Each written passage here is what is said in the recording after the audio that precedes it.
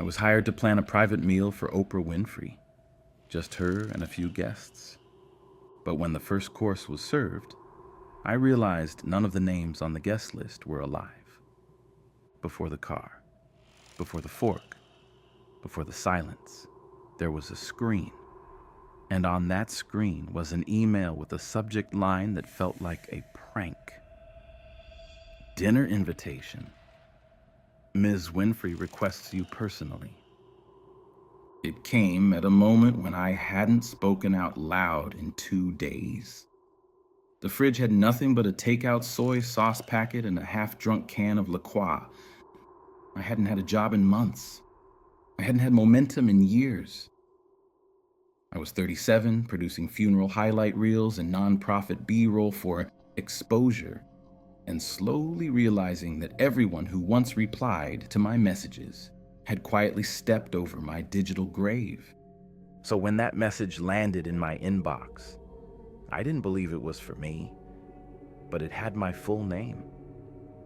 It had my old production email.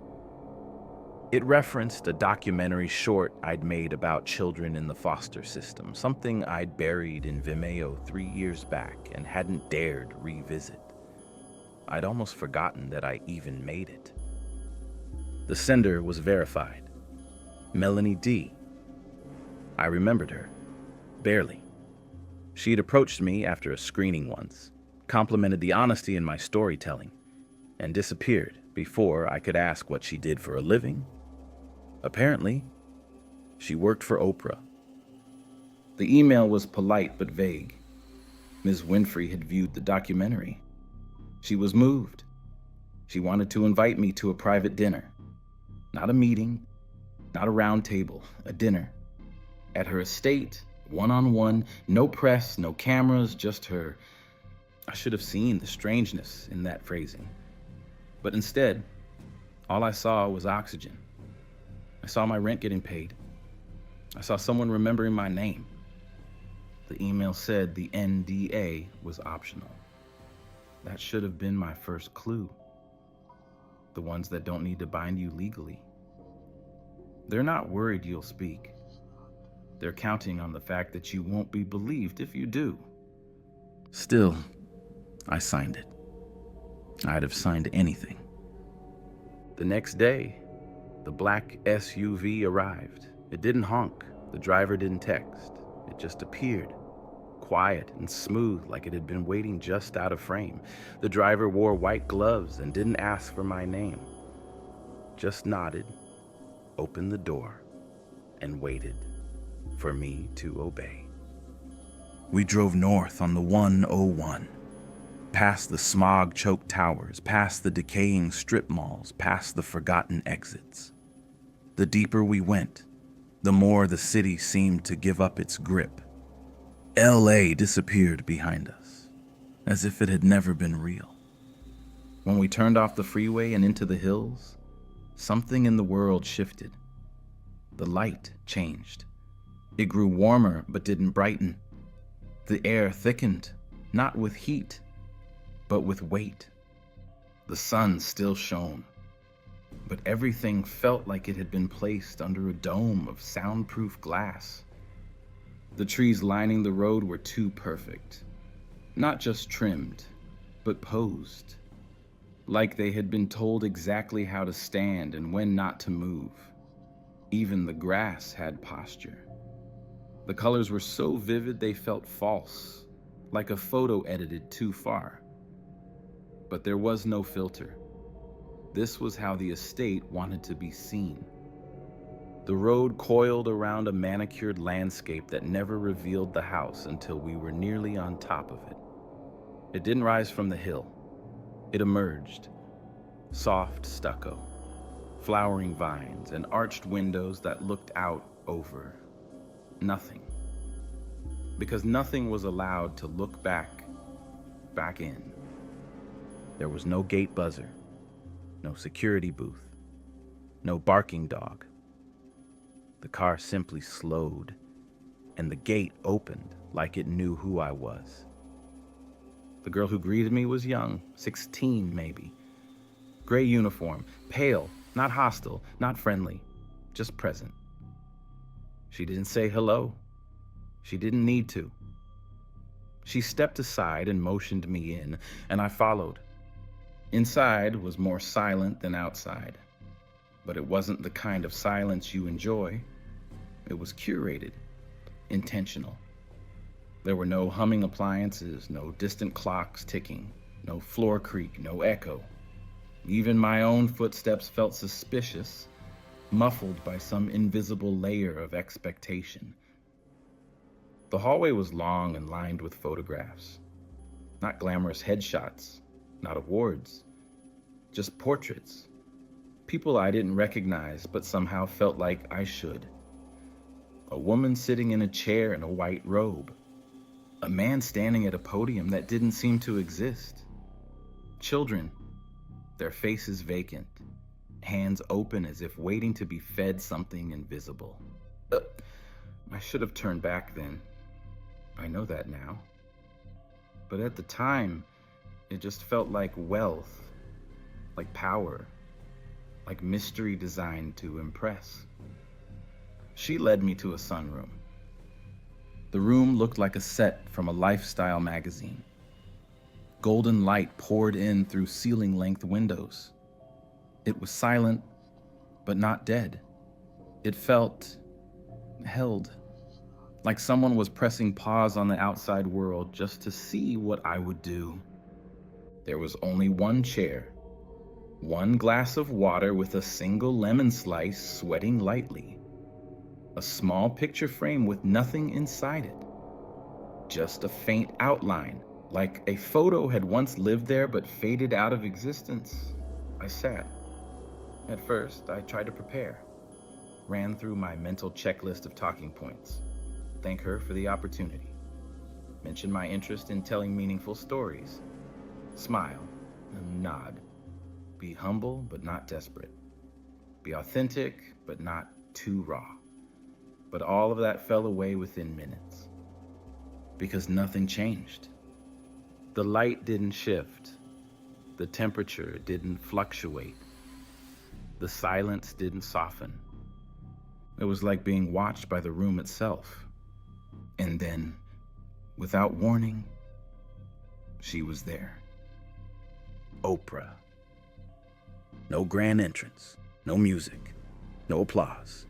She was just there, at the edge of the room, like a painting that had always hung on the wall, and I was only just noticing it now.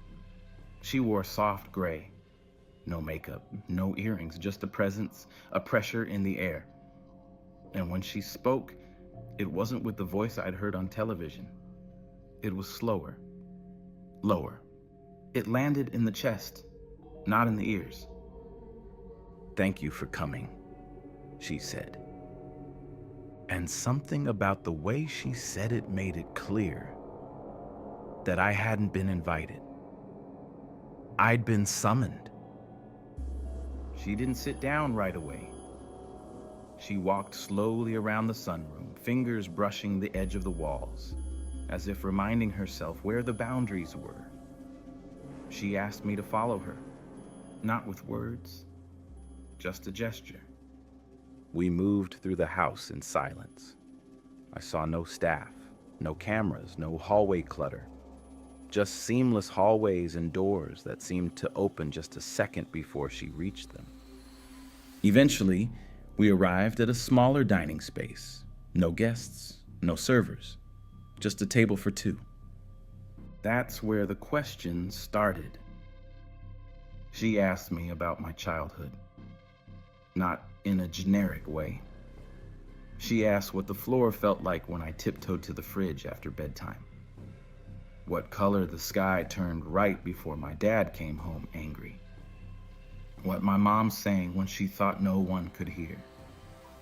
She asked about heartbreak, not about who, but how it felt, where it lived in my body, what I would give to never feel it again. She asked about the pandemic, about grief, about silence, not the kind from being alone, but the kind that lingers after something's been taken from you too soon. And I answered, all of it. Not because I trusted her, but because it felt like I didn't have a choice. It wasn't hypnotic, it wasn't magic, it was permission. She gave me permission to tell the truth, and then she took it. Because when I finished speaking, when I had emptied my soul onto that table like a sacrifice, she leaned forward and whispered, "I saw something in your work, something honest. That's rare." And then the room shifted again.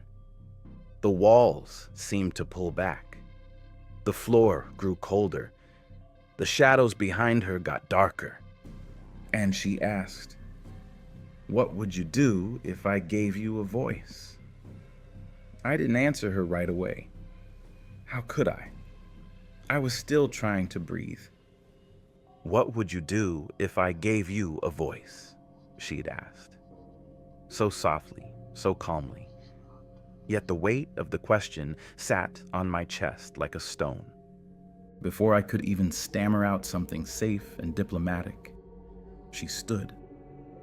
Her movements were gentle but final. She turned without another word and walked toward a hallway I hadn't noticed until now. A hallway that bent in ways hallways shouldn't. The lighting shifted as she passed each wall sconce, not flickering but flattening. The light didn't cast shadows, it swallowed them. I followed. I didn't want to, but my legs moved like they were under contract. As we walked deeper, the air changed again. It smelled like parchment and polished stone, like incense that had long since burned out but left behind a ghost of its intent. The walls weren't decorated, but etched, very faintly. Spirals, crescents, palm lines, symbols I didn't recognize, but that still felt personal, like a whisper I'd once heard in a fever dream. We reached the kitchen, but it didn't look like any kitchen I'd ever seen. It gleamed like an operating room. Steel, seamless counters, no stove, no heat, just silence and an eerie hum that wasn't electrical. It was atmospheric. A woman was already waiting there. She wore gloves so white they looked printed onto her hands. She didn't introduce herself. She didn't smile. She simply said, "You'll be assembling, not creating." She showed me drawers. Inside weren't vegetables, proteins, or herbs. There were no ingredients at all, only vacuum-sealed pouches labeled with words that had nothing to do with food. Warmth, regret, stillness, submission. She handed me one labeled obedience, and I swear, the moment my fingers touched it, it vibrated like a pulse. Not violently, just enough to remind me this was alive, or had been. "Knives are forbidden," she said. I hadn't asked. "You'll follow the recipe," she continued. "Deviation is grounds for removal." Another pouch. Cleansing. Another. Desire. None of this made sense, but the longer I stood in that kitchen, the more I realized sense wasn't what this place operated on. It followed rules I hadn't been taught, but that I was somehow expected to remember. I prepared each course the way she showed me, folding, layering, swirling like I was writing a prayer I couldn't read. The pouches refilled themselves when I turned away. The drawers closed on their own. Time didn't move.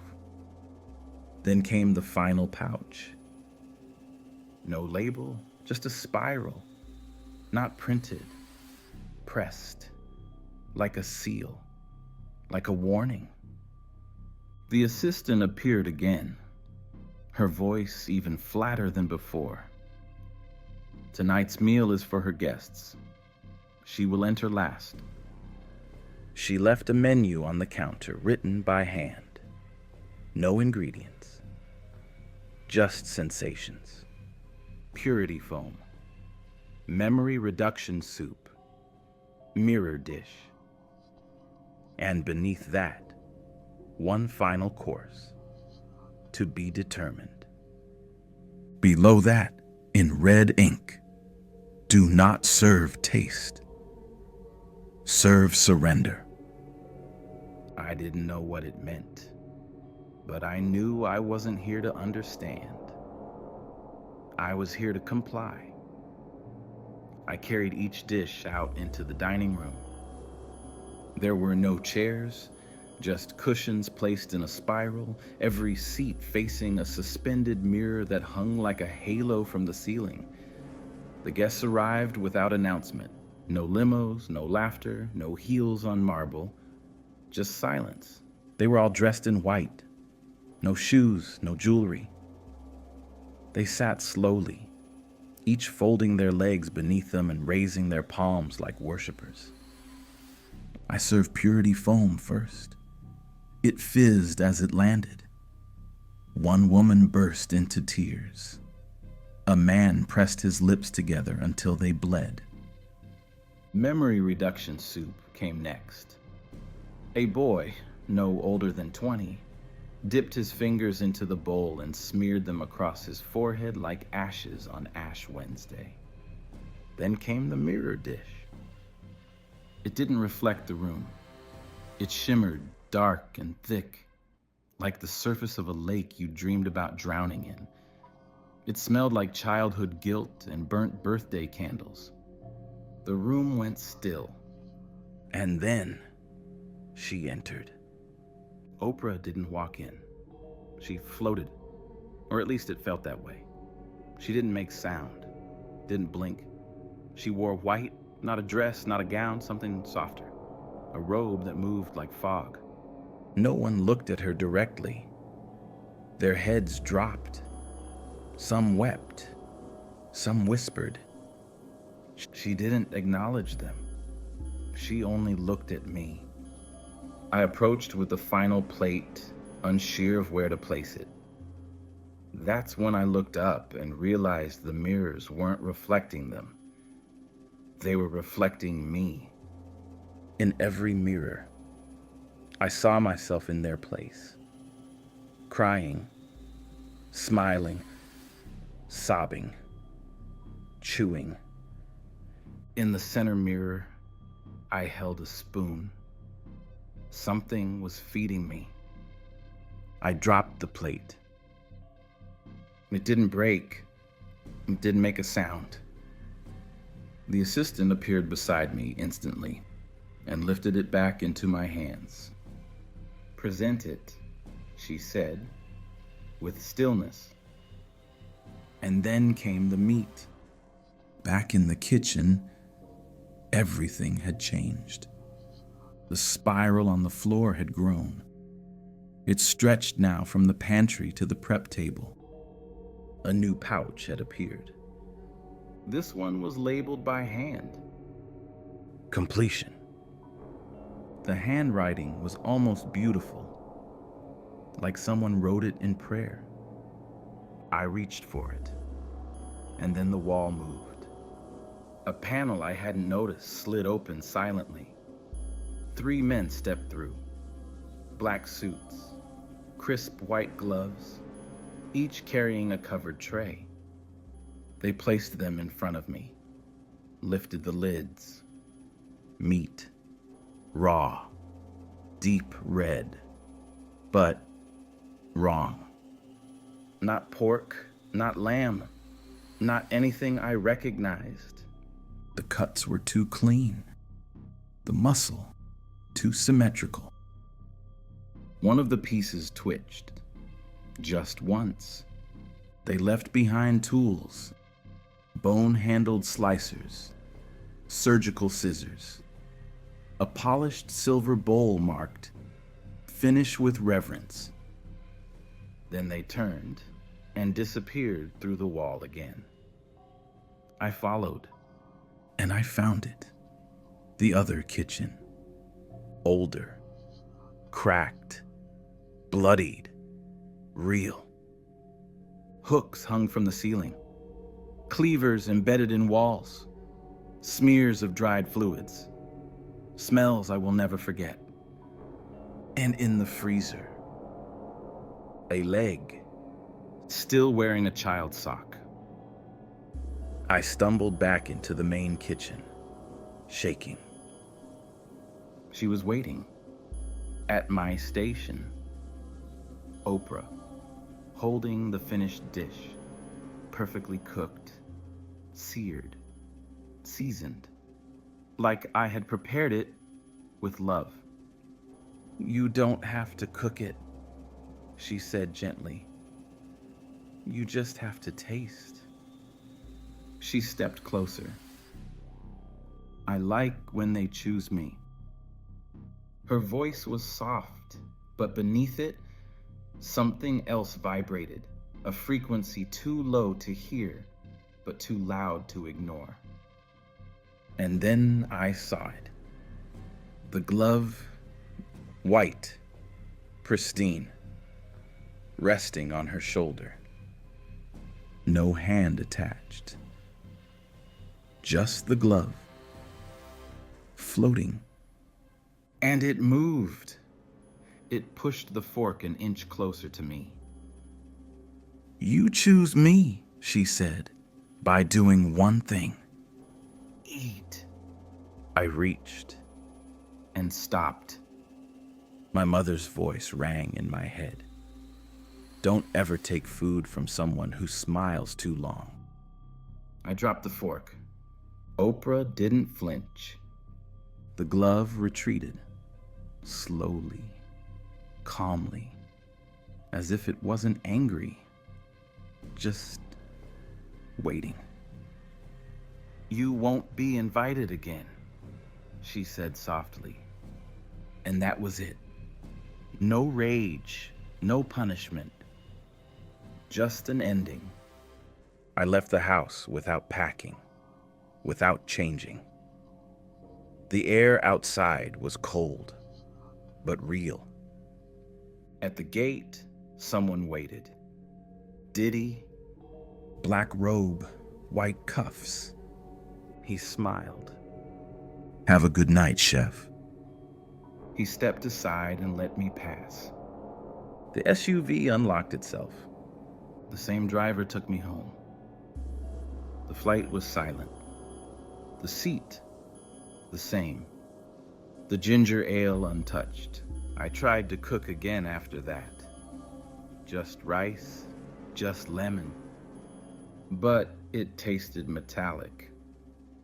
Days passed, then a week, then a package, no name, no return address.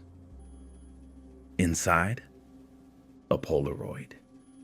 Me, in the underground kitchen, eyes wide, mouth open. Behind me, the glove, holding a bell. I haven't said her name since, but I see her everywhere. Streaming platforms, political rallies, book clubs, smiling. And somewhere, always waiting. Because the guest list was never just names of the dead. It was names of the willing. And gluttony. It doesn't feed on hunger. It feeds on permission.